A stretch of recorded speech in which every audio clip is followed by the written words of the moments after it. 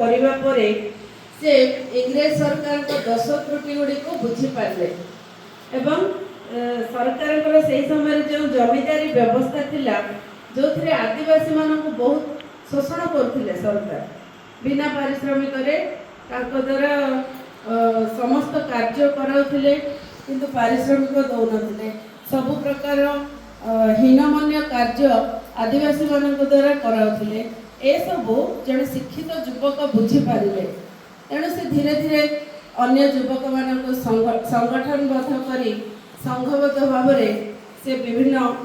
छोट छोट गाँव में संघ प्रस्तुत कले जद्वारा कि से समय आदिवासी माने भगवान बोली आख्या देले जे जो अशिक्षित समय बिरसा मुंडा जमी पथ प्रदर्शक भाव कार्य करते तेणु से आदिवासी माने भगवान बिरसा बोली पूजा करने आरंभ कले तापर भीतर गोटे दैविक शक्ति सी विभिन्न चेरमूली औषधि गुण शिखिले से भल भाव